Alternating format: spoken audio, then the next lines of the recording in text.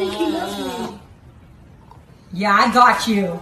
I got this on camera. Welcome back to the fastest growing channel on the planet Earth. We're going to be at 1 billion subscribers by sundown. Anyway, today I'm going to tell you about 3, maybe 4, perhaps even 5 ridiculous childhood stories that I have thought about in recent hours. And maybe you could relate to any of them. But I tried to dig deep into my psyche and decide what may be haunting me still. And perhaps I can purge it now. And so, with that, let's get started. We have a strapping 7-year-old named Quentin Phillips who falls deeply, deeply in love with a girl named Chloe. And like all men, I try to think of ways to maybe do the equivalent of what birds do. You know, build the nest or dance around it, poof my wings up. And so the way you do that when you're 7 is you do cool tricks on your bike, baby.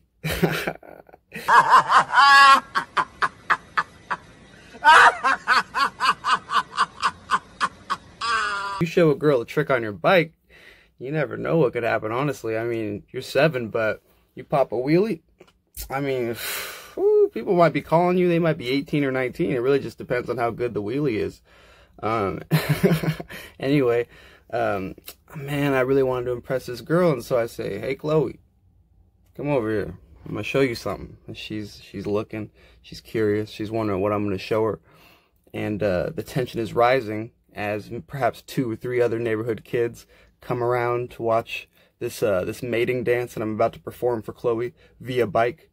And I approach a set of stairs. And so I'm looking down the set of stairs. It's looking like it's a mile long, but it's really just 3 steps. I'm getting ready on my bike. I'm hyping myself up. Everybody's looking, not knowing what's going to happen. I'm not really knowing what's going to happen. I start pedaling. I'm pedaling. I'm over the first stair. The first wheel has hit the first stair. And my bike front flips. And I hit my forehead. And then I fall unconscious. And the next thing that I remember is waking up in a fireman's arm with him asking me what my birthday is. And that was probably the worst feeling ever when that happened. It was the most depressing feeling to go from one moment trying to impress a woman to the next moment waking up in a fireman's arms. Now I have to take you to 3rd grade. Where Quentin is a serious man. This is a real monogamous now. He's got a lady. Quentin has a lady. He has a girl. He has a girl that named a dog after him. Quentin Pugsley Nyes. And yeah, it was a pug. I still think about that to this day, how that pug may be doing. Yeah, okay, so I'm in 3rd grade and I'm a committed man. But I made a big mistake. I made one of the biggest mistakes a man can make. And I'm going to tell you what that mistake was. It was a lovely afternoon. We were on the playground, me and my lady Nicole and her friend Bailey. And me and Bailey were cool. Me and Bailey were good friends. Me and Bailey got along well. But Bailey was Ricky's girl. Or was he Ricky's girl? Or was she my girl? That's the real problem. Okay, so one day we're on the walk and talk. And if you don't know, the walk and talk is the track outside the school. That's where you walk around and you talk. And you have a great time. This is my mistake. Bailey and me were walking one day, chatting it up, and all of a sudden we looked down and her shoe was untied. And the gentleman, knight, and scholar that I am, I stooped down and I tied it. I tied it with honor, I tied it quickly, and I tied it firmly. And I didn't say anything after that. I went about my day, and I had a really good rest of my day. I probably had a good lunch, did other things that a 3rd grader does. But when I got home, tragedy struck. It struck in the worst way. It struck via note, a pink note, in fact, that was on my doorstep, waiting for me. This note lurked. What it said was, "Dear Quentin, I saw you tying Bailey's shoe. I am breaking up with you." And I died in that moment. I died inside. Apparently, this has been verified with friends and family. I proceeded to run to my bedroom, go onto the top bunk of my bunk bed setup, hit my head against the wall, and say, "Why, God, why? Why?" And I did that all night long. She broke my heart. So ladies, think about that. You have powerful decisions you can make when you break a man's heart. I mean, I know I tied a girl's shoe, but damn, give me a warning first or something. I didn't even know I was breaking any rules. But I guess if I'm being honest, low-key, I did have the hots for Bailey too. And so that's third grade politics, baby. Wild Waves really don't give a fuck about you. They really don't at all. I mean, I have just a haunting memory of just being in their wave pool at one point, and I went out too deep. And it's like the ocean out there, man. I mean, they might as well have miniature islands and different races and everything, because I was stuck out there in the current, and I might as well have been in the ocean. Nobody came to help me. They were just looking at me like, that's how we do it here. And I was just like, damn.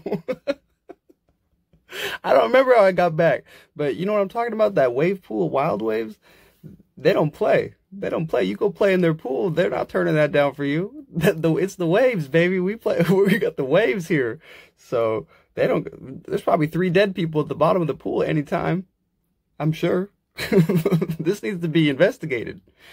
So now it's the 7th grade, and Quentin is an extremely impulsive class clown who doesn't take middle school very seriously at all. And he has a big problem with his arch nemesis, the Dean of Discipline, Miss Gibson.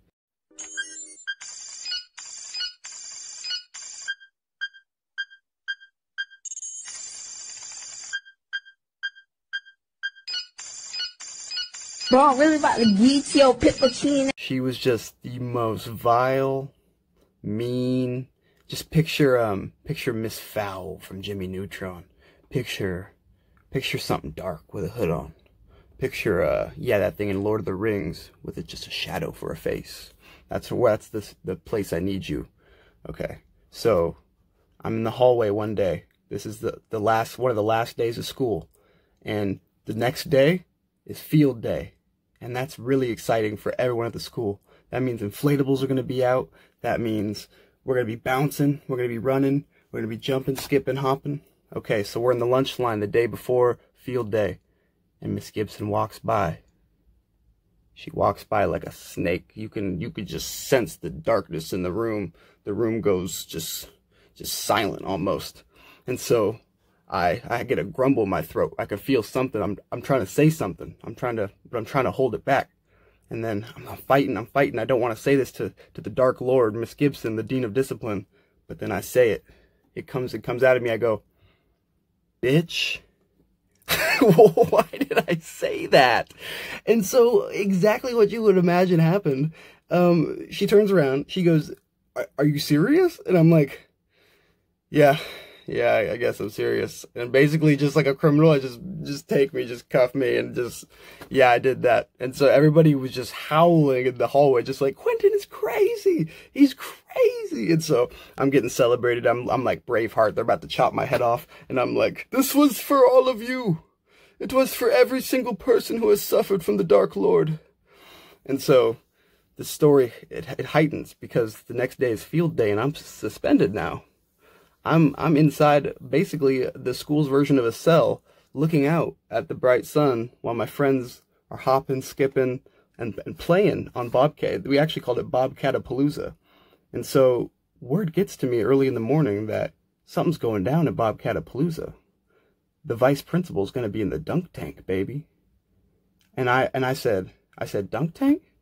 And they said, yeah, she's going to be in the dunk tank. And so I started thinking, like, I can't miss this opportunity. I have to dunk the principal. And so this is the problem. I'm in school suspension today. And so what do? I can't remember in detail how I escaped out of there, but I escaped. I lurked out of there. I walked out of the room.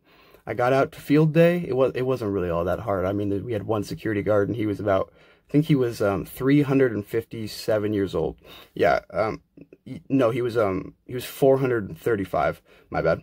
And so I walk out to field day, and the world brightens around me. I'm so excited. I'm just cruising up to this dunk tank because I'm about to be famous. I'm going down in history, baby. It's going to be Quentin, who he just murdered the Dark Lord yesterday, and today he's going to slay one of the demons, one of the other demons.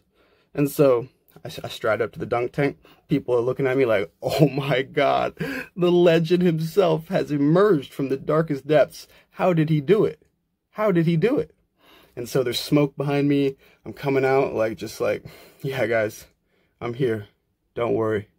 And so people are just bowing. It's crazy. It's crazy. And so I get up to the dunk tank, and the principal, I guess we have a big bureaucracy at our school, so that particular principal didn't connect immediately that I shouldn't be out there right away. And so with the beautiful naiveness in her eyes, she just looks at me like another student, as if I wasn't actually the spawn of Satan himself here to take her back with me. I grab the ball, I throw it, but I miss. I miss. You get one throw. That's the rule of the game. But I couldn't take that. No, I wouldn't take that. So what do? I start running. Running. I run, I slide, I jump through the air, and let me tell you, I smashed the button and I dunked the principal with my own hand. And then I get suspended again. I think that's going to be all for today. If you liked any of those stories, consider subscribing, and I'll see you tomorrow. Thanks.